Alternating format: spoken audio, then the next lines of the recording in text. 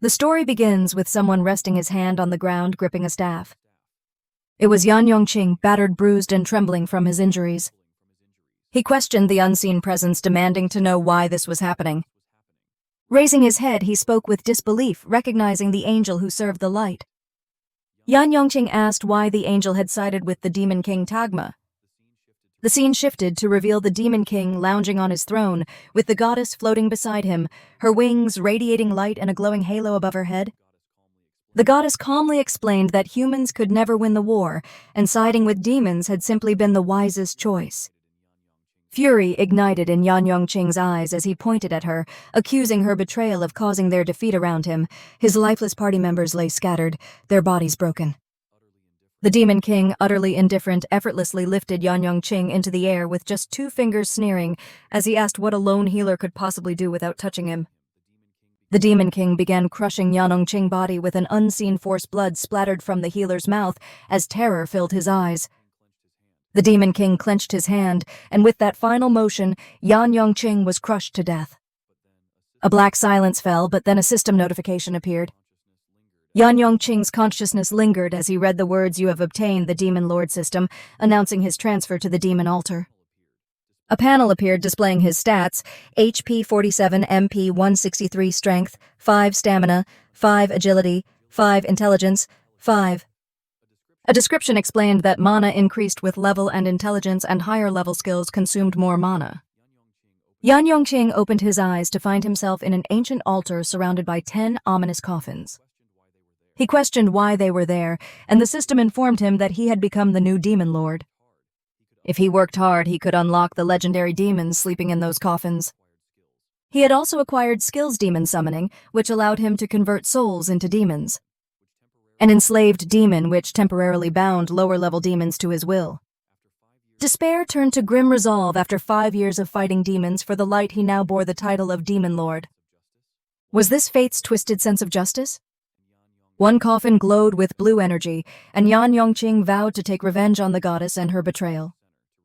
The system instructed him to stand at the altar center to return to the human world, and as he stepped onto it, blue light shimmered and gathered in the coffin. The energy surged into Yi Yongqing, turning golden as it transported him back to the human realm. Determined, he resolved to settle the score with the Angel of Light. But the scene shifted to a grave where a man named Suing Feng, a level 2 warrior, stood with flowers. He muttered bitterly that Yan Yongqing had been the worst, abandoning his comrades to die. Yet a voice suddenly echoed, "At least build me a gravestone." Ding Fang spun around, stunned to see Yan Yongqing standing there, casually commenting on his tombstone. The shock made Ding Fang spit out his lollipop, exclaiming in disbelief. Yan Yongqing, grinning, assured him that he was as real as it got. Ding Fang burst into tears, saying they had mourned him for 5 years. This revelation stunned Yan Yongqing, who couldn't believe half a decade had passed. Moments later, however, he scolded Ding Fang for still being level 2 after 5 years.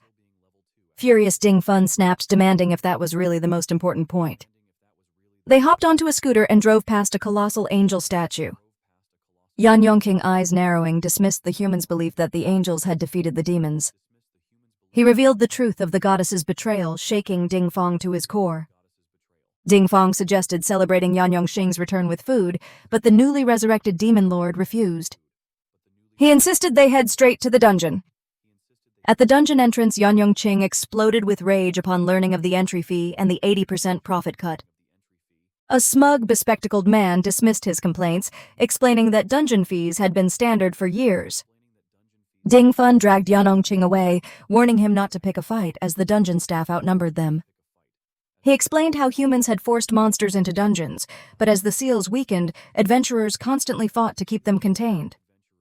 Yet after the angels' supposed victory guilds turned dungeons into profit machines, leaving adventurers like Ding Feng stuck at low levels. Grateful for Ding Feng covering his ticket, Yan Yongqing promised to repay him soon. Inside the dungeon, Yan Yongqing revealed his level had reset to 1 and asked Ding Feng to help him level up. The two ventured in only to be attacked by a giant scorpion. Ding Fang confidently charged the monster, swiftly blocking its attack with his shield and slicing through its body. Yan Yongqing observed that while Ding Feng was a tank, his level advantage made these monsters trivial. He shouted for Ding Feng to pull more enemies and start AoE farming. With Ding Fun's help, Yan Yangqing quickly reached level 2. The level up granted him a second demon conversion slot and a new skill, Soul Tremor, which paralyzed enemies with fear. Excited, Yan Yangqing tightened his fist and prepared to show Ding Fun something new. Channeling orange energy, he used his demon conversion skill. The energy swirled around the scorpion's corpse, and from it a crimson scorpion warrior emerged, now a loyal demon under Yan Yangqing's command. Ding Fun watched in awe as the majestic level 1 demon warrior rose, marking the first step in Yan Yangqing's new path as the demon lord. The main character felt a jolt of surprise as the scorpion monster transformed into a humanoid demon. Ding Fun observed the shift, noting it seemed to share the demon's trait of shapeshifting, calling the skill incredibly cool. With determination burning in his eyes, the main character commanded the level 1 demon warriors to clear out the minions before facing the final boss. The warriors dashed into the dungeon's depths, swiftly eliminating the smaller monsters.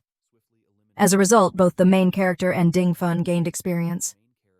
The main character acknowledged the summoned demon strength, noting they surpassed minions of the same level. Ding Fang, with a smug grin, suggested leaving the demon warriors to grind, while the main character rested, claiming it would be an effortless way to level up. The main character admitted he had thought of that, but dungeon fees and cut percentages made every run a financial loss.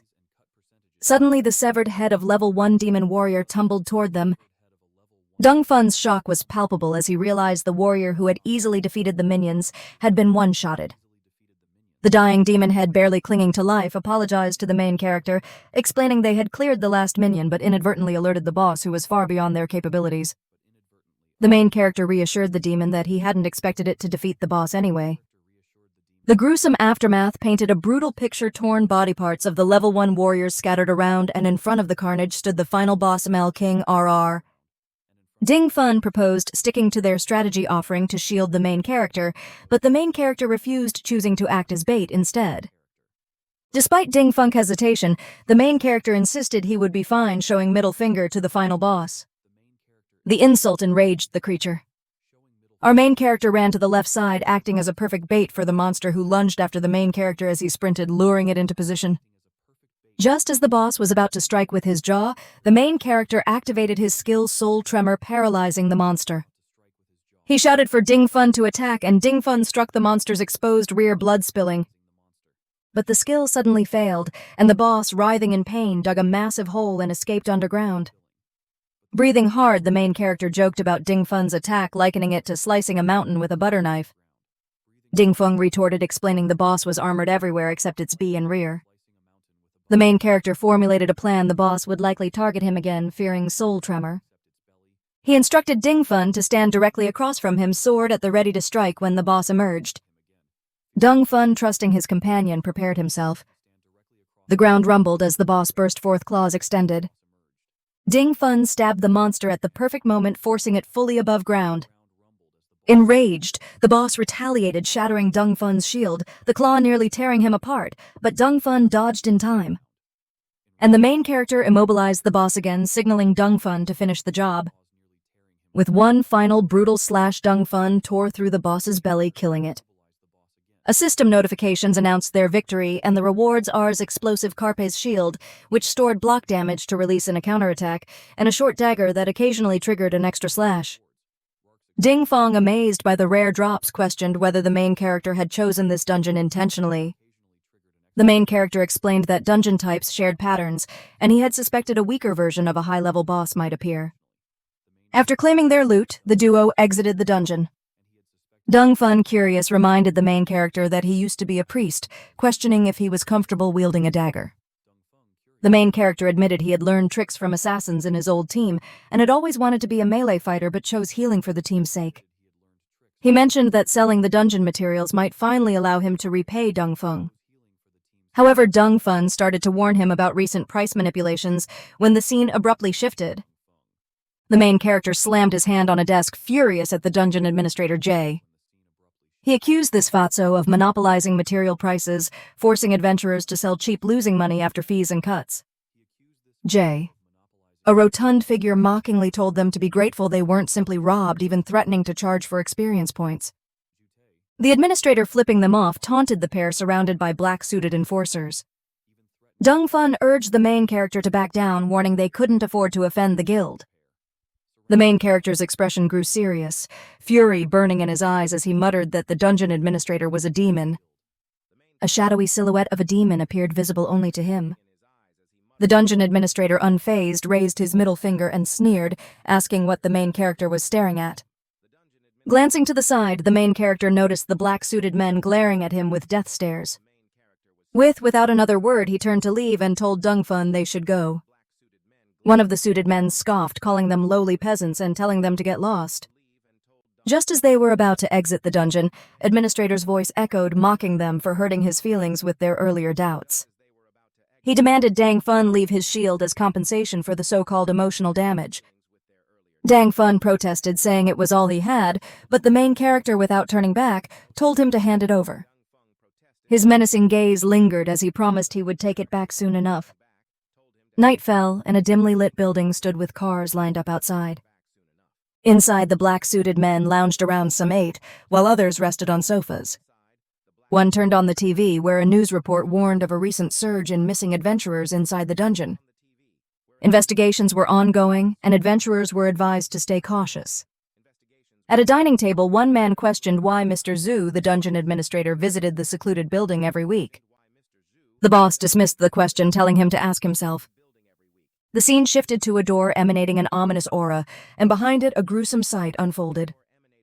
J.W. Tai gnawed on a severed hand, his eyes gleaming with malice. Back in the room, the men heard a noise outside. One decided to check, assuming it was just a stray animal, but shock overwhelmed him when he discovered a stone had been thrown at their car.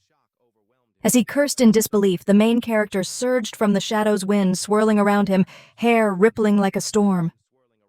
The suited man stumbled back inside, disoriented, as the others demanded to know what happened, but he collapsed, debuffed by the soul tremor skill.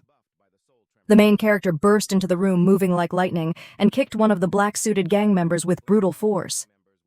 Drawing his dagger, he disrupted the entire room. One of the men tried to charge his magic, but the main character dashed forward, slashing him apart in an instant. Bodies dropped one by one until only a single man remained trembling. He screamed for someone to kill the intruder quickly, but the main character unleashed soul tremor again, ensuring no one was left standing. Approaching the door that radiated the sinister aura, the main character felt its overwhelming presence. He opened it, his breath hitching at the grotesque sight of a corpse on the table surrounded by mountains of skulls. J.W. Tai, the dungeon administrator, feasted on human flesh, unfazed by the intrusion. The main character, voice laced with cold determination, declared he had finally found Zhu's hiding place. Zhu, licking his fingers clean, laughed darkly and announced the main character would be next on the menu. He mocked the audacity of a mere level 2 adventurer daring to challenge him, proclaiming that the adventurer had sealed his fate. Grinning, the main character reminded Zhu of his earlier promise: if someone took what was his, he would make sure to take it back. He unsheathed his dagger, one hand in his pocket, the blade gleaming with intent. Zhu, gathering magic.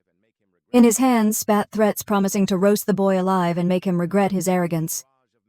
The fatso launched a barrage of magic at the main character, but the main character lunged forward, gracefully dodging the attacks. He spun through the air, narrowly evading every spell. The fatso's eyes widened in shock, unable to comprehend how someone could avoid his magic so effortlessly. Without hesitation, the main character began slashing at the fatso, relentless and precise. The fatso recalled registering as a level 1 healer in the dungeon, leaving him baffled by the main character's agility. Despite the flurry of attacks, the fatso barely managed to evade, with one dagger swipe grazing dangerously close. The fatso gasped, realizing how close he had come to death, but in an instant his body bore numerous slash wounds. The main character, unfazed, admired the fatso's abilities, fire-based magic and flight, and deemed him worthy of becoming a servant. Frustrated, the fatso roared, demanding the main character stop acting tough. A monstrous red hand burst from the fatso's mouth, triggering an explosion of debris. As the settled, the fatso's true form emerged, a level 2 elite demon named Burner Pondi. The main character instinctively backed off. Burner Pondi, now free, mocked the main character, assuming he was just a low-level adventurer. The demon sneered, mentioning he accidentally burned his previous host, and lamenting the need to find another. Seizing the distraction, the main character activated his skill, Enslave Demon. He realized he had to act fast and began casting the spell. The elite demon, noticing the spell, vanished at lightning speed, zipping around the room with blinding agility. He taunted the main character, boasting that no long casting spell could hit him. The demon's speed was overwhelming, and he managed to strike, but the main character lunged backward, narrowly avoiding the blow. The demon's flames scorched the floor, burning through it instantly. The main character noted the disadvantage of fighting in such a cramped space and decided to change the battlefield. He escaped to the rooftop, leaping toward the forest. The demon chased him, flames blazing, claiming that hellfire would reduce anything to ashes. The pursuit through the forest was fierce, with the demon hunting at an incredible pace. The main character hid in the shadows, waiting for an opportunity to strike. The demon searched, taunting the main character for hiding like a rat, but the main character lurked above, dagger ready. Just as the demon sensed danger and turned, the main character struck, barely missing his target, but managing to cut the demon's leg. Enraged, the demon retaliated with hellfire, but the main character dodged and grabbed the demon's tail to evade. The chase intensified, flames engulfing the forest as the demon fired relentlessly. The main character reached a dead end, a mountain. The demon, confident in victory, charged an inferno cannon, obliterating the mountain. Gloating, the demon assumed the main character had been reduced to ashes. Yet at that moment, a claw emerged from the ground, pinning the demon in place. It was the dungeon boss, now the main character's servant. The demon, confused, realized the main character had anticipated the attack and baited him into a trap. Furious, the demon attempted to break free, charging a spell, but chains wrapped around his neck. The main character, wielding enslaved demon, walked toward him, commanding the demon to cease all movements. The demon succumbed to the spell, hypnotized. The main character ordered his servant, Rar, the Scorpion King, to release the demon, now under the main character's control. Burner Pondy obediently handed over all valuable items, revealing the fortune amassed from monopolizing low-level dungeons. Just then, the enslaved demon chains shattered. Burner Pondy broke free and lunged at the main character, aiming to kill, but the main character prepared, struck with his dagger, severing the demon's head in one fatal blow. A system notification appeared announcing the elite demon elimination and the main character's level up to level 3. The new skill, Lord Privilege, allowed him to share experience points with his demon servants and better utilize their skills. The main character, now stronger, forced the fallen demon to swear loyalty. The elite demon revived as a servant, filling the second of 3 slots in the main character's roster. With a cold stare, the main character ordered his new servant to lead him to more dungeons, determined to shatter the rogue guild's monopoly. The scene shifts to a building, focusing on a particular flat. A delivery boy knocks on the apartment door, announcing the delivery.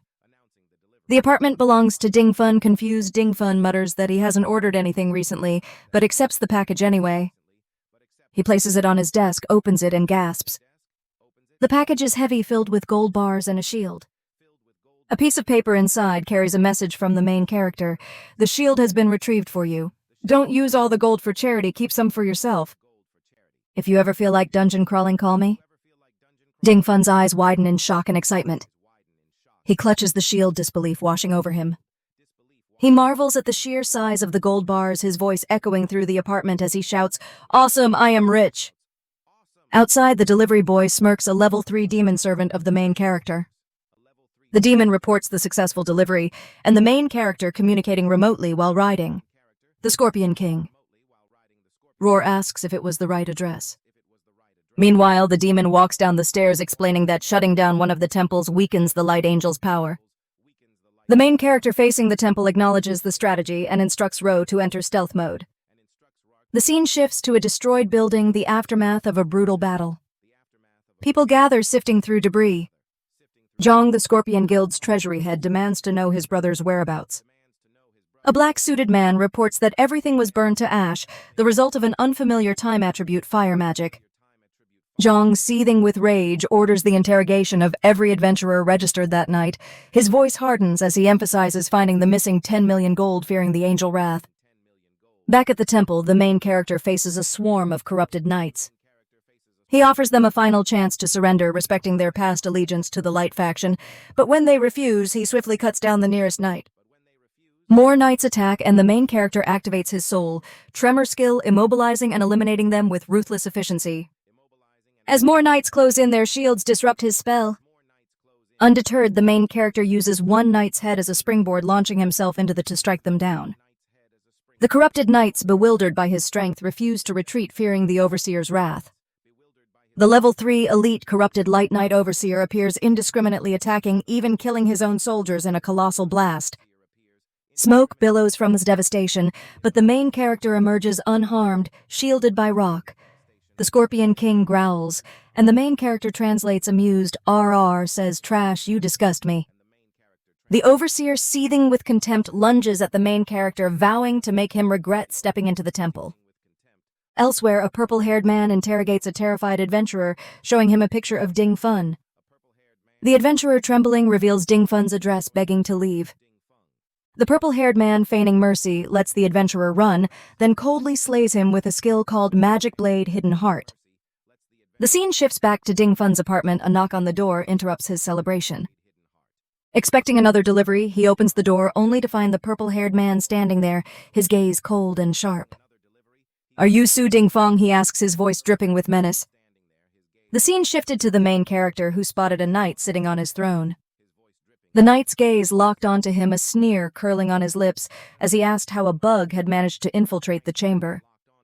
He questioned the Overseer's whereabouts, wondering aloud if he had fallen asleep.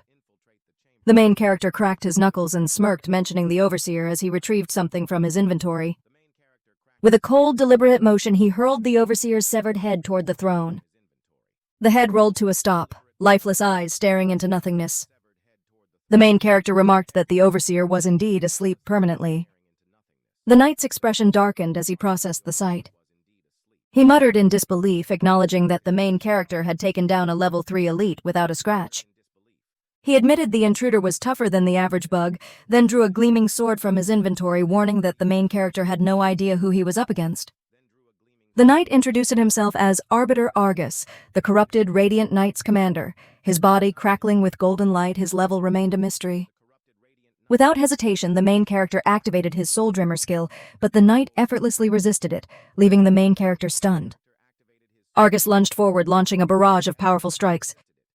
The main character barely dodged, flipping into the air. He countered with a magic spell, but the knight summoned a light shield def, reflecting the attack. The impact created an explosion, filling the arena with smoke.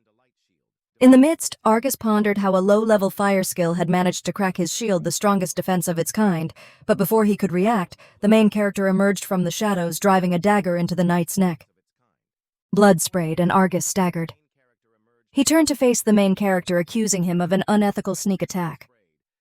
The main character grinned and declared that everything was fair in love and war. He mocked Argus for serving the light goddess who had betrayed humanity, questioning the knight's sense of morality. Argus fell to his knees, hands trembling as blood pooled around him. Despite the grievous wound, golden light shimmered around Argus's neck, healing him at an unnatural speed. The main character's eyes widened, realizing this recovery surpassed even the best priest's abilities. Argus, now fully healed, retaliated with a brutal shoulder charge, sending the main character flying. Argus's blade radiated golden energy as he activated his Radiant Flash skill, a massive area attack that engulfed the entire arena. Convinced of victory, Argus returned to his throne, grumbling about the incompetence of the Jew Scorpion Guild for allowing such trash to slip through. Just as he settled back, a familiar voice rang out. The main character, alive and standing, declared he finally remembered who Argus was. Years ago, when the main character was a rookie, a teammate had been brutalized by the Zoo Scorpion Guild for reclaiming a stolen magic stone. When his teammate sought justice from the Adventurers' Tribunal, he was instead stripped of his qualifications, while the elite guild member responsible went unpunished. The knight who had ruled in favor of the guild back then had been none other than Argus himself. Argus, rattled by the revelation, claimed the goddess's favor shielded him and his followers from the consequences of mortal actions. He unsheathed his sword once more, asserting that the main character's survival had been a fluke. This time he swore the strike would be inescapable. Argus invoked Light Judgment, summoning a colossal golden blade that hovered above the arena. The massive sword locked onto the main character, ready to deliver a fatal blow.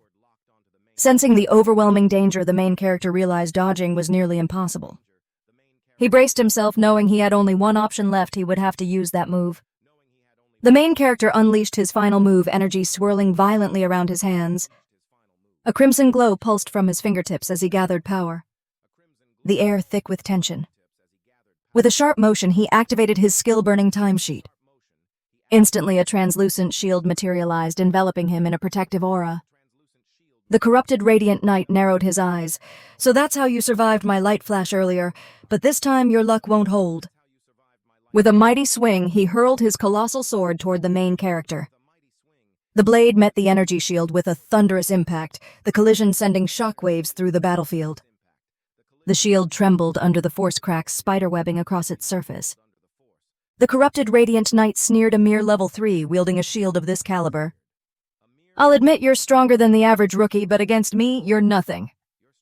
The main character gritted his teeth, struggling to maintain his defense. The massive sword pressed forward, piercing through the shield inch by inch.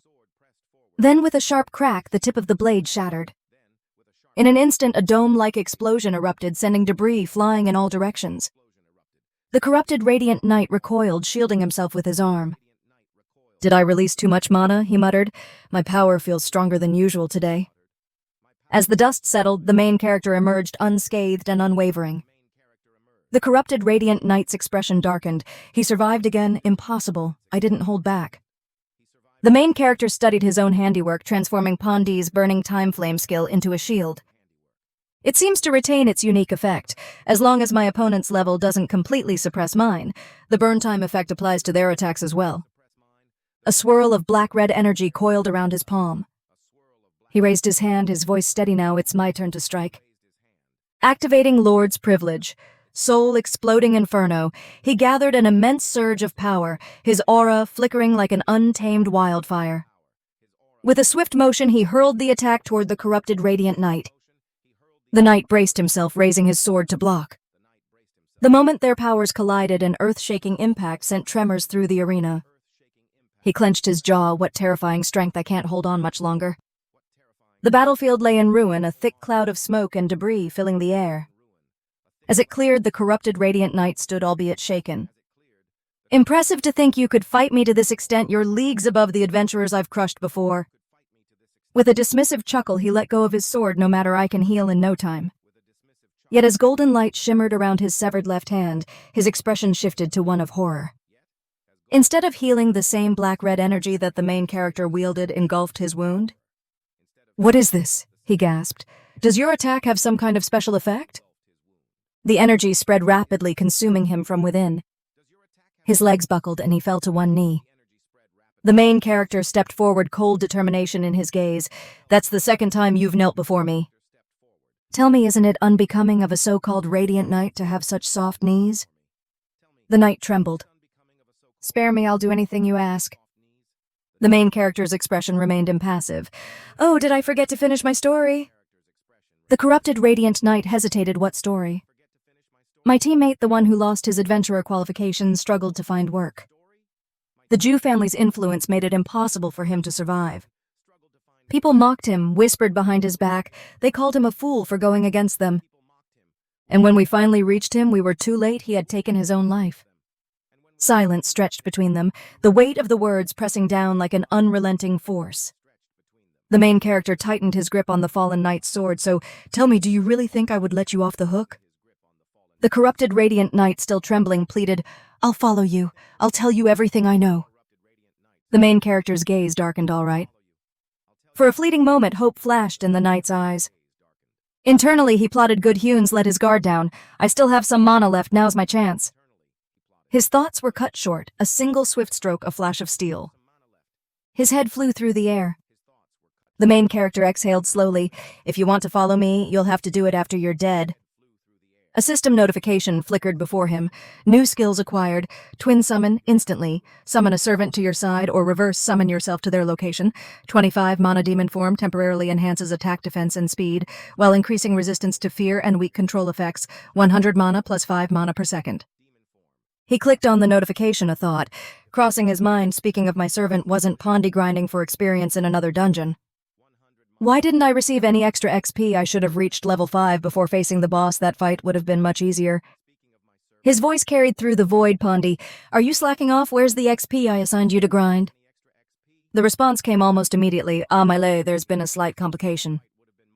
The scene shifted. Ding Fun, battered and bleeding, lay against a shattered wall. Before him stood a purple-haired man, Natao. His presence radiated menace, his eyes locked onto the level 3 demon Pondi. "Who the hell are you?" Nahu sneered. "Why are you interfering?" Pondi says, while a red energy gathering around his hand. "I don't care if you slaughtered everyone in this city, but the man behind me, Ding Fun, belongs to my lay, and you are not allowed to touch him." Ding Fun, struggling to stay conscious, stared at Pondi in disbelief. Did he just say, "Lei, did our main character send him?" "Looks like he's gained another lackey." With a cough, he warned, "Hey, watch out, this guy is strong." The scene shifted again 1 hour earlier. Ding Fun had barely stepped out of his apartment when a hand shot toward his face, sending him flying. He crashed through his own window, spiraling toward the streets below. Ding Fun was hurled out of his apartment window by the purple-haired man. As he crashed onto the ground, blood trickled from his mouth. One strike, just one, and a tank adventurer like him had lost consciousness. When he came to, he found himself in an abandoned suburban parking lot. Before he could fully process his surroundings, a battle had already begun. Demon Pondi stood against the purple-haired man.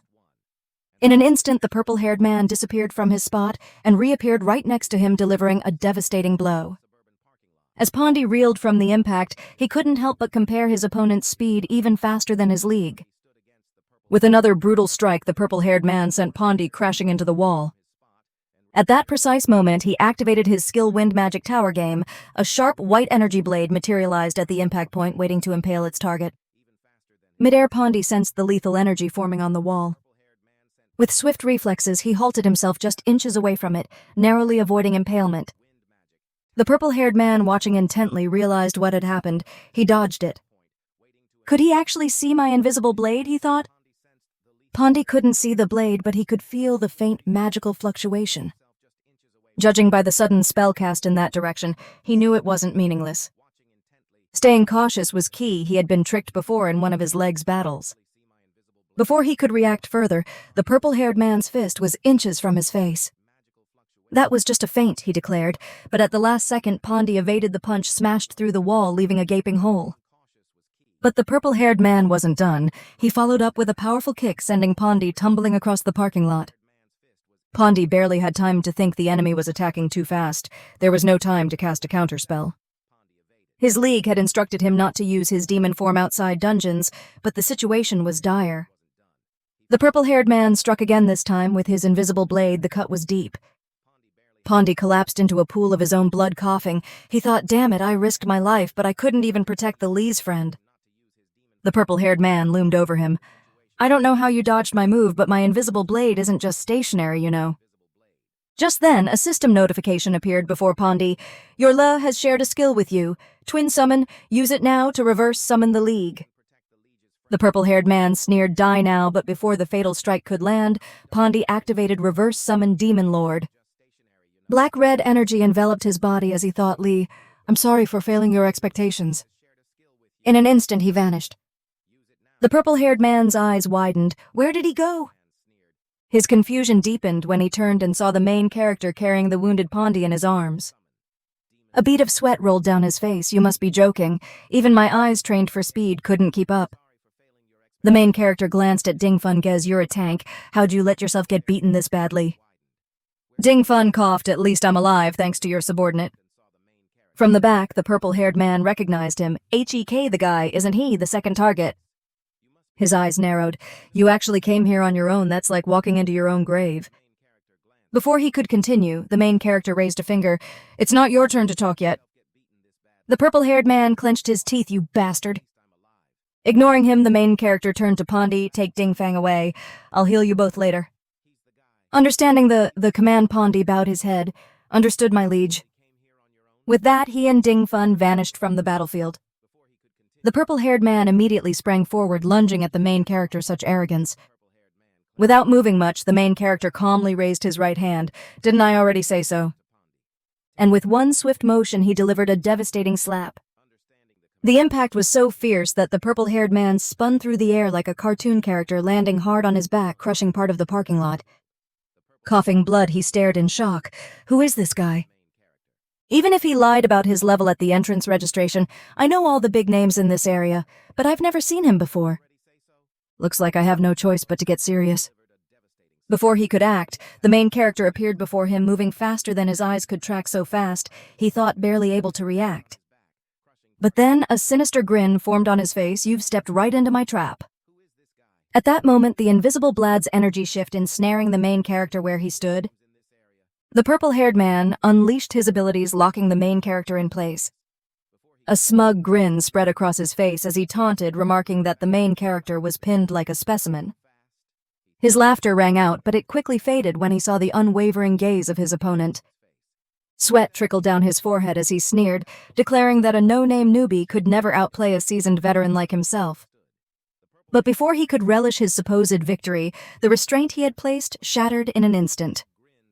Shock widened his eyes. The golden shield enveloping the main character neutralized every attack. A tremor of realization struck him as he questioned whether his opponent could be a holy knight.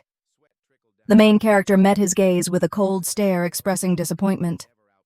He doubted whether this was the true strength of a level A assassin, and remarked that even his grandmother could put up a better fight. The insult sent a jolt of fury through the purple-haired man, his hands clenched, magic soaring around him. But the main character turned his back and walked away, stating that his opponent was too weak, not even worth killing. He instructed the assassin to deliver a message to his masters, warning them not to interfere with his people again, or he would wipe out the entire guild. Trembling with rage, the assassin roared, refusing to be looked down upon. Magic ignited around him as he activated his skill, Bright Blade full form, initial slash. The parking lot trembled, debris crashing down from the force of his attack. The main character barely glanced over his shoulder, questioning whether the assassin was courting death. The golden shield absorbed the falling wreckage without a scratch. Despite the fierce strike, his opponent stood unharmed. The main character smirked, acknowledging the slight improvement in damage output, but deeming it insufficient to break his defenses.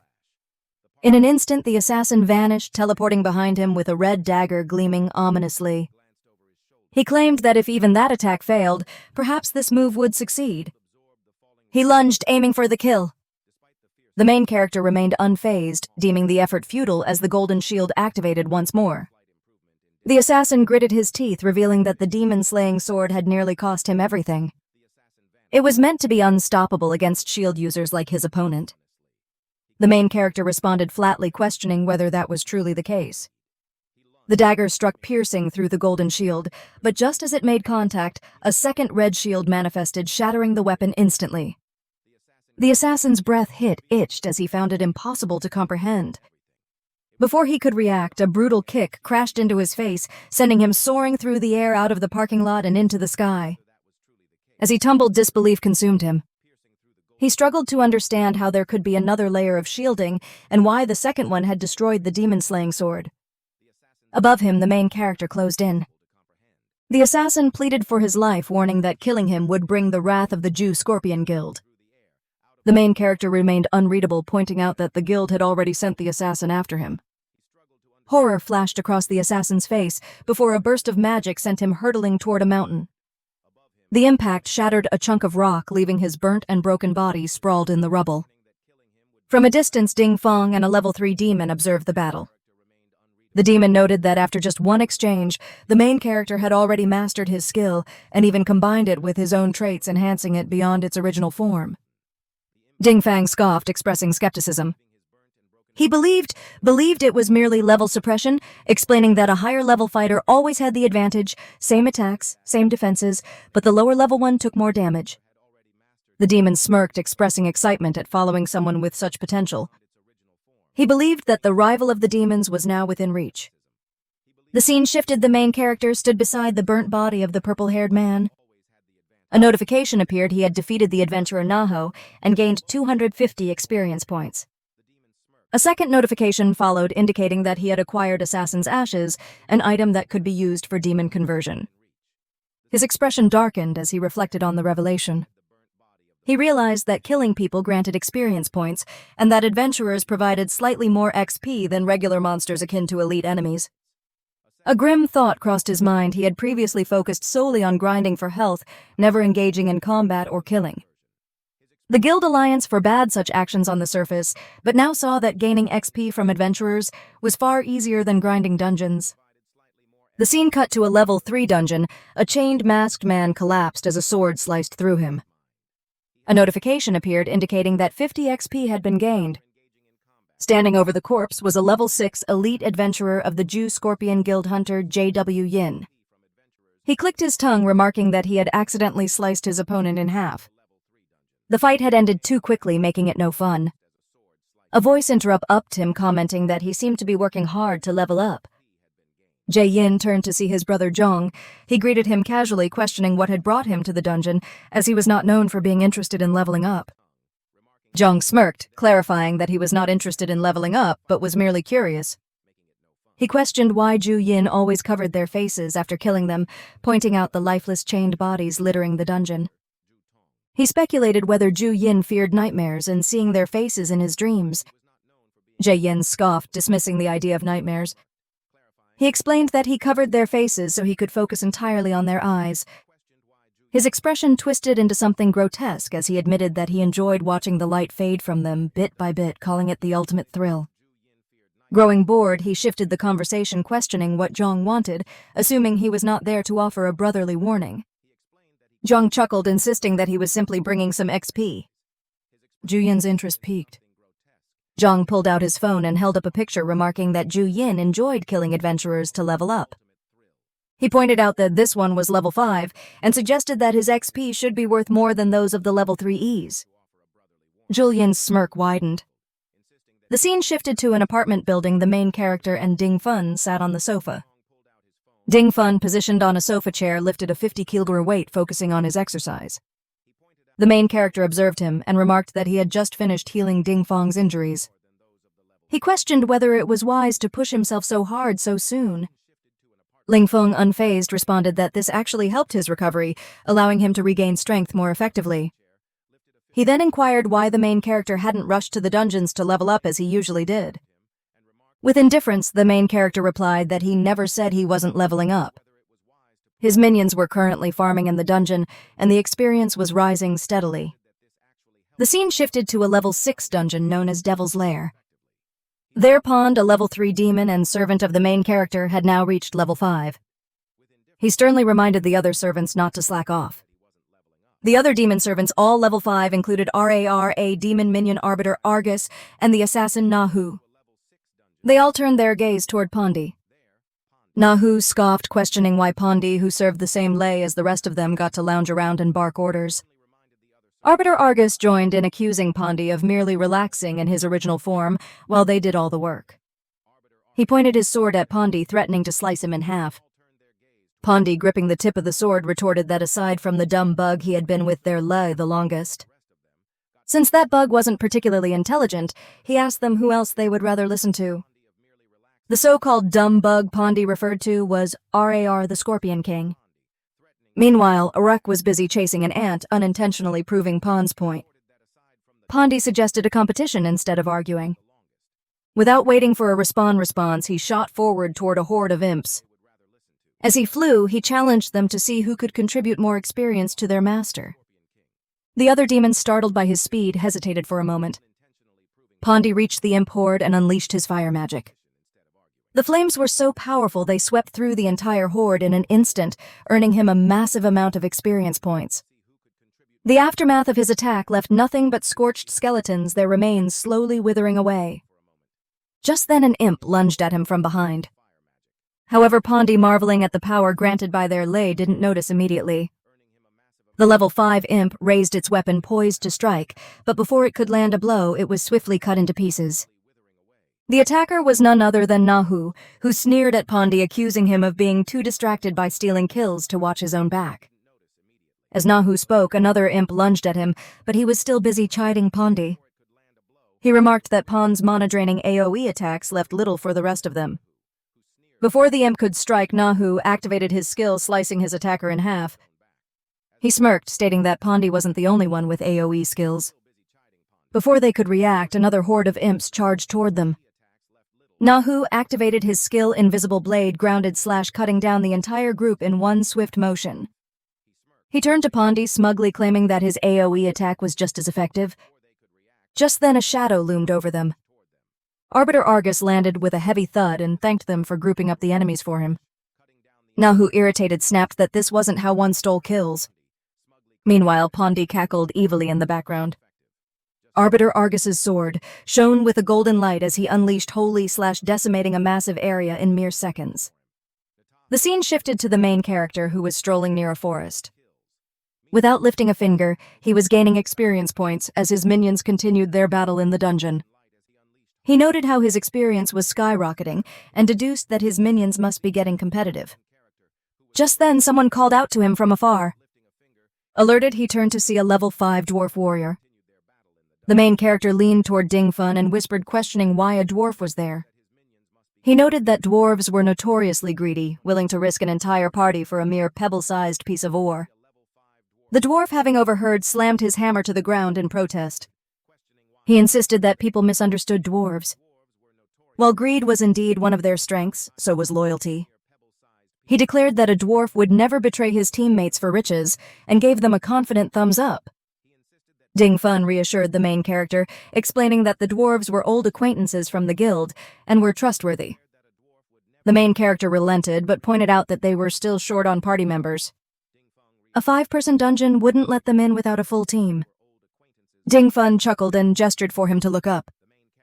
Behind a massive rock stood a towering figure, a level 5 giant archer named Eileen. She hesitantly stepped out, revealing her immense size. The group was momentarily stunned before she quickly hid behind the rock again. Ding Fun explained with amusement that despite her size, Eileen was actually quite shy. Still puzzled, the main character asked about the last party member. At that moment, a voice echoed, apologizing for being late due to traffic. The main character turned to see the final member, Ju Ying, a level 4 adventurer hunter. Ju Ying greeted them with a reassuring yet cunning smile. Internally, he noted that he had never been in the spotlight and had even disguised his true level. He assumed the others probably believed him to be weak. Ding Fun placed a hand on Ju Ying's shoulder, explaining that he was a former guild member recommended by their ex-leader. He had a rough past and had begged to be taken in. Jiang expressed gratitude. Ding Fong continued, warning the others not to be deceived by Ju Ying's low level. He was a strong control-type support, invaluable in dungeons. The main character studied Jiang, sensing that something was off. He indeed appeared to be level 4, but there was an unusual UAL aura about him. The scene transitioned to the level 6 dungeon Enchanted Forest as the party made their entrance. The scene had shifted 2 hours earlier to an apartment where Ding Fun questioned the main character. He asked whether they were forming another 5-person team to explore a different dungeon. The main character responded with a questioning tone, wondering if it was difficult to gather an A-team now. Ding Fong assured him that it wasn't a problem taking on the task himself. He noted how hardcore the main character was, pointing out that despite having many underlings grinding for him, he still intended to gather an elite team to enter a dungeon. He questioned why the main character wouldn't just wait for them to finish and then bring them along. The main character, glancing at his phone, explained that waiting too long might allow another guild to claim the dungeon. He also mentioned that the dungeon boss could potentially counter him, making quick action necessary. Hearing this, Ding Fun lunged from his seat, heading for the door. He told the main character to send him the dungeon coordinates and swiftly left to gather the team. The scene shifted back to the present, where the team was traveling through an eerie dark forest, shrouded in purple mist. Ju Yin, trembling, voiced his unease, asking Ding Fun if the dungeon felt strange to him. Ding Fun, irritated, retorted that every dungeon was eerie at first, but became normal with experience. Elaine, the giant archer, handed Ju Yin a lollipop, calling it magical. She mentioned that she ate them when she felt nervous. Ju Yin, staring at the candy in his hand, joked that it could kill someone if thrown. However, his light-hearted moment was interrupted as the main character suddenly realized something. He turned to Ding Fun and asked where Dove was. The scene shifted to the dwarf warrior Dove, who stood astonished before shimmering blue crystals, their glow reflecting in his widened eyes. He marveled at the sheer quantity of magic ore and excitedly declared his impending fortune. Without hesitation, he began mining, and upon noticing even more deposits deeper in the cave, he ventured further, hoping to find rare minerals. Dove's eyes sparkled when he discovered a golden crystal emitting a radiant glow. Just as he lunged forward to mine it, the crystal vanished and golden light engulfed him. Back with the party, Ding Fun expressed frustration at their prolonged walk and questioned whether Dove had truly come this way. The main character affirmed that this was the most likely place since dwarves were naturally drawn to mines. Suddenly, the dungeon trembled and a deafening noise echoed from afar.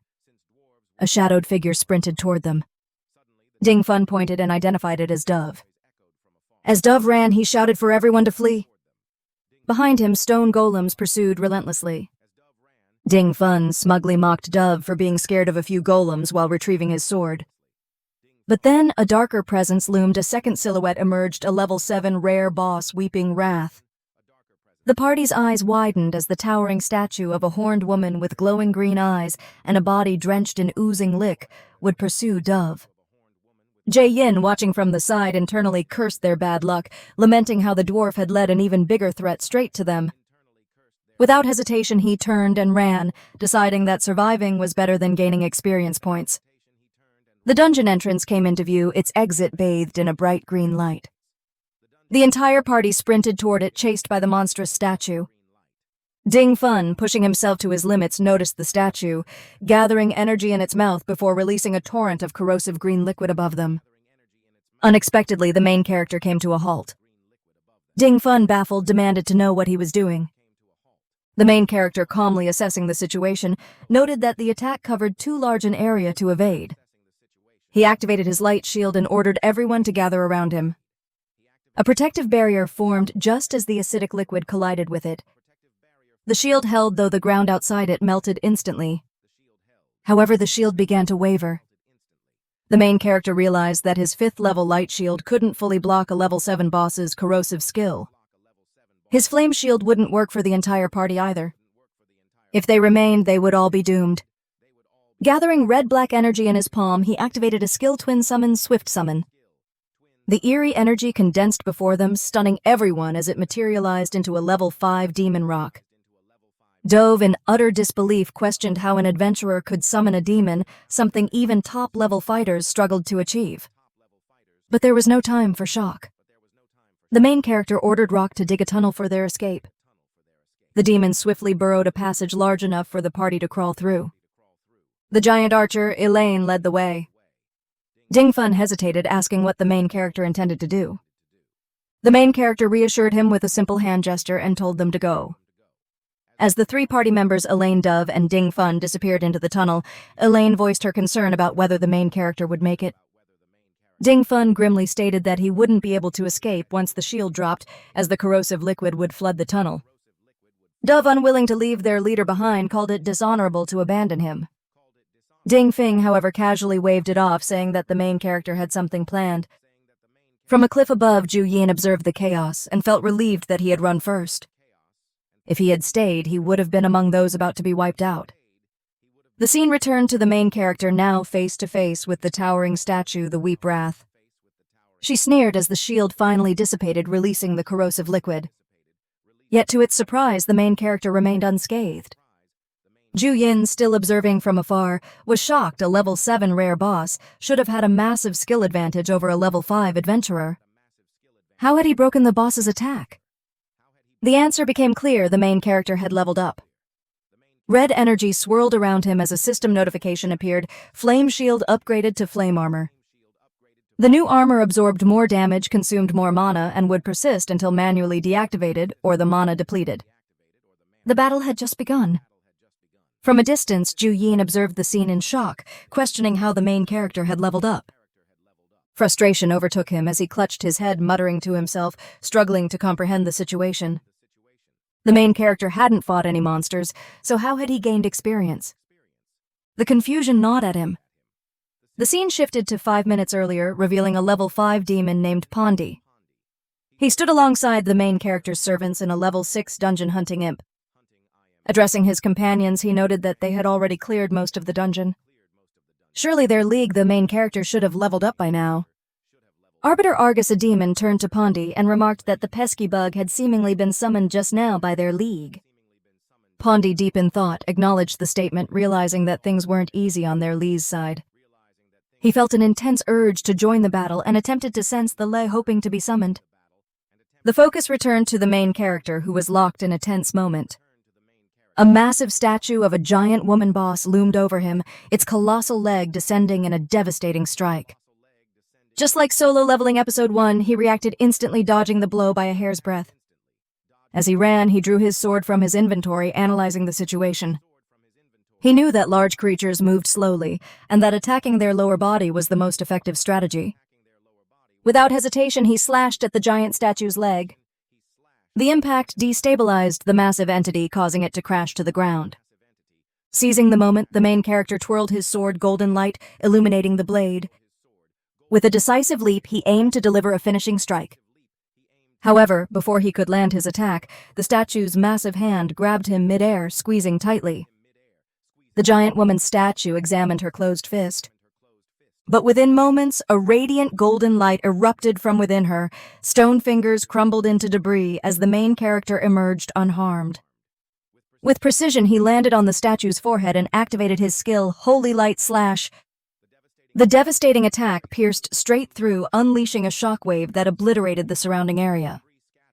Debris scattered as the party members looked on in awe. A dwarf warrior, dumbfounded, voiced his disbelief that a level 6 adventurer had just soloed a level 7 rare boss. Behind him, Ding Fun, unimpressed, dismissed the reaction, calling it basic gameplay for their main character. But the battle wasn't over. The main character sensed something was off. Despite nearly depleting his mana, the fight had felt unusually easy. The difficulty of a rare boss 1 level higher shouldn't have been this manageable. Suddenly, he noticed corrosive liquid converging towards the remnants of the statue.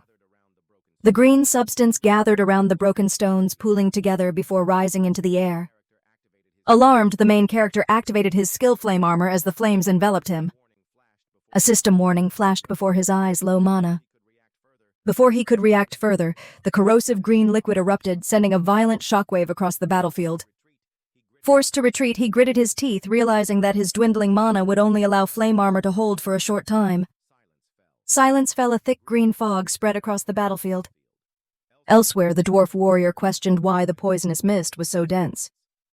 Ding Fun speculated that the toxic liquid had evaporated upon contact with the flames. Sweat trickled down his face as he voiced his concern this boss had a second phase. The combat environment had become even more treacherous. The fog was not only corrosive, but also obstructed vision. He wondered why their main character hadn't summoned his minions for assistance. Meanwhile, the main character remained engulfed in the green haze. He reasoned that his minions were rapidly grinding experience and would soon reach level 7. He just had to hold out a little longer. Scanning his surrounding ings, he tensed, trying to locate his unseen enemy. Sensing a disturbance, he slashed his sword, releasing a fireball into the mist. The explosion sent debris flying, but just as he prepared to follow up, a hand emerged from behind him. He barely had time to react. Realization struck. Was it a diversion? Before he could process, the monstrous woman, now in her second phase, lunged. However, his flame armor shielded him from the impact. Observing her attack pattern, he concluded that the boss had figured out his armor's mechanics. She was forcing close combat to drain his defenses faster, but she had made one critical mistake, underestimating him. From the ground, massive claws emerged belonging to the Scorpion King, RAR. The beast clamped onto the boss's feet, restraining her. In the brief moment of distraction, the main character struck with a swift, calculated swing. He beheaded the monstrous woman as the thick fog began to dissipate. The dwarf warrior confirmed that the battlefield was clearing. Ding Fun rushed toward their leader, calling out to him. The main character, still catching his breath, asked about the others. Why was Ding Fun alone? Where were the rest of the party members? Ding Fun explained that the money-hungry dwarf had insisted on going back to collect magic ore fragments they had missed earlier. Not trusting him, Eileen had gone along to keep watch. The scene transitioned to deep within the dungeon, where the dwarf warrior Dove greedily scooped up crystal magic ore into his storage bag. He vowed that not a single magic ore would escape his grasp. Just as he reached for another, a boot landed atop it. Looking up, he found Eileen glaring at him, furious. Eileen demanded to know what exactly he was picking up. Dove twitched nervously, but his expression quickly shifted. His eyes widened in alarm as he turned toward the shadows. There, a silhouette of a black woman loomed, exuding a sinister aura around her. Skeletal corpses littered the ground. Dove, the dwarf warrior, muttered to himself, questioning what he had been picking up all this time. Flipping his bag over, skeletal remains tumbled out, and realization struck him like a hammer blow. Defeated, he knelt on the ground, murmuring that he must have fallen under a charm spell the moment he had stepped into the dungeon. He turned to Elaine, his voice sharp with confusion. "But why didn't you fall for it?" Elaine, the towering giant, hesitated before responding. "I'm not sure either." Dove considered the possibility. Could it be because the poisonous gas settles in the lower layers? Since you're a giant, you avoided the worst of it. "But as the shortest, I got the most poisoned."